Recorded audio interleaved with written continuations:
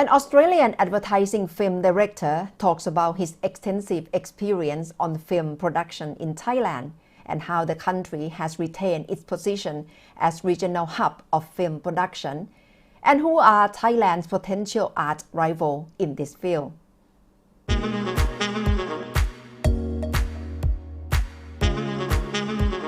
ADRIAN has been working in the advertising industry for more than 25 years, starting in his hometown, Sydney, Australia.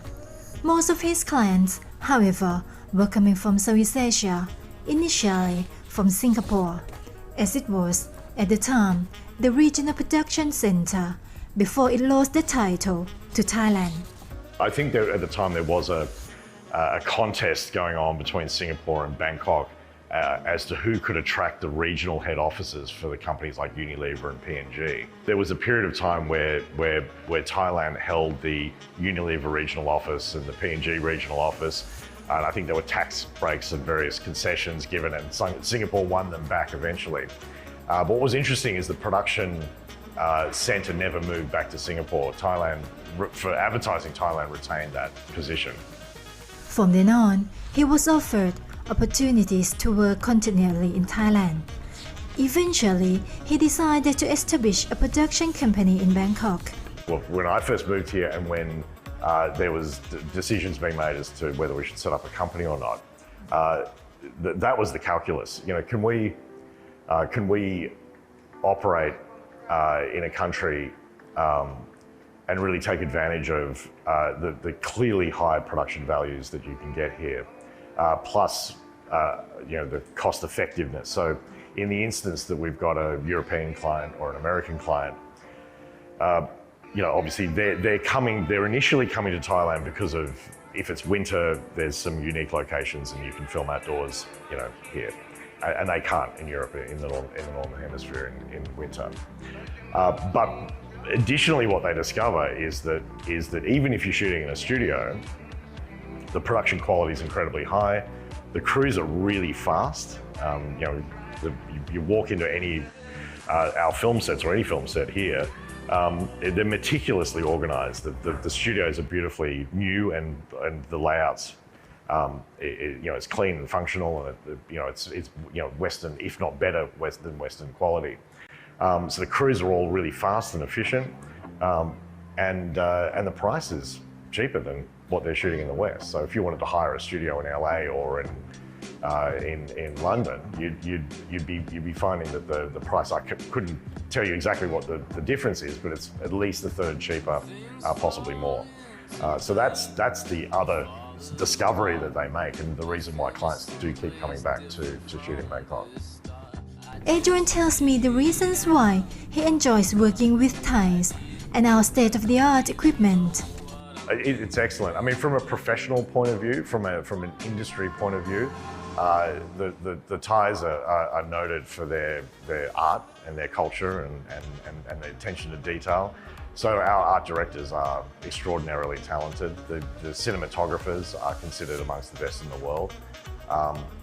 From a gear point of view, and this is definitely the case now, the quality of the equipment that we have access to is state of the art. I mean, just last week we shot on a lens that ADRIAN has not released to the market yet. It was tested for 2 days on a shoot that we did last week. So we have the latest equipment, we've got the best studios, and everyone knows that. I mean, that's why you come to Thailand to film, because you've got really fast crews that are very efficient and really well trained. They all speak English, and you have the latest equipment. So we can compete from a quality point of view with any part of the world, and we can definitely compete with the West on a price point. So that's kind of the combination of quality and price is what Thailand offers in that respect. Although Thailand has a strong international reputation as a regional film production center, we should keep an eye on our neighboring competitors. Unquestionably, Vietnam has, Vietnam economically, and again, I'm not an economist, I'm just a casual observer of the news, but my sense is that Vietnam is just really hitting its stride. So it has a rapidly growing economy, and I don't think I have to check, but I don't think it's taken much of a dent over the COVID period. One, because they've handled it extremely well, like Thailand, but also they poured a lot of money into their education system around the 80s and 90s. So all those people are now in middle management. There's a ton of entrepreneurs there. So it's a really interesting, success story for modernisation in the region. So in terms of competing against them in the film industry, we need to keep an eye on them because they are, rapidly expanding. I mean, when I first got to Vietnam, and I shot a lot there as well, there were 3 or 4 big production companies, but no one else. It was just the 3 main companies that you could work with. And the same would be said for Thailand, but the market has become super packed with competitors over there. So there's plenty of companies offering excellent service, and the market's very crowded, and they're starting to see the value in international work. Previously, they wouldn't get a lot of international film production coming into Vietnam to shoot. So they're definitely need to be watched in terms of challenging Thailand's lead in that part of the economy.